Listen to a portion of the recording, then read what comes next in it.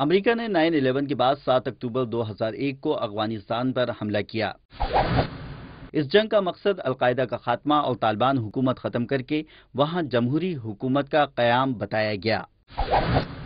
ابھی یہ جنگ جاری تھی کہ امریکہ نے عراق پر بھی چڑھائی کر دی، جس کے نتیجے میں اسے سخت جانی و مالی نقصان کا سامنا کرنا پڑا۔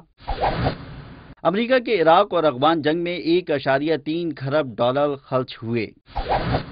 2003 میں ایک سال کے دوران افغان جنگ پر 14.7 ارب ڈالر خرچ ہوئے۔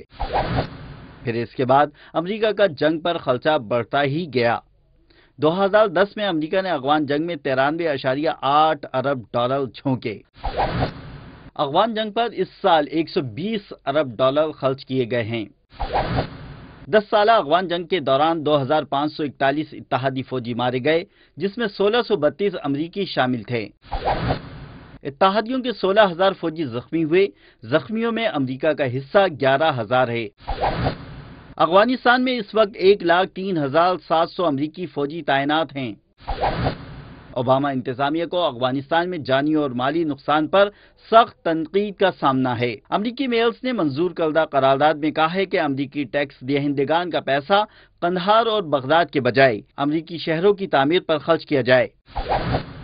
امریکہ میں بجٹ خسارہ پورا کرنے کے لیے صرف ماہ مئی میں لوکل باڈیز کے 28,000 ملازمین کو بے روزگار کیا گیا۔ واضح رہے کہ یہ مقامی حکومتوں کے نمائندوں کی خارجہ پالیسی میں 40 سال کے دوران پہلی مداخلت ہے۔ اس سے قبل امریکی میئرز نے ویتنام جنگ کے خاتمے کا مطالبہ کیا تھا۔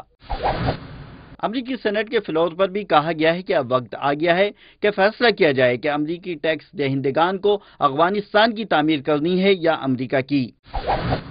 ناقدین، افغانستان سے فوجوں کی واپسی کی وجہ آئندہ الیکشن کی تیاری، سخت جانی و مالی نقصان اور صدر اوباما کی مقبولیت کا گرتا ہوا گراف قرار دے رہے ہیں۔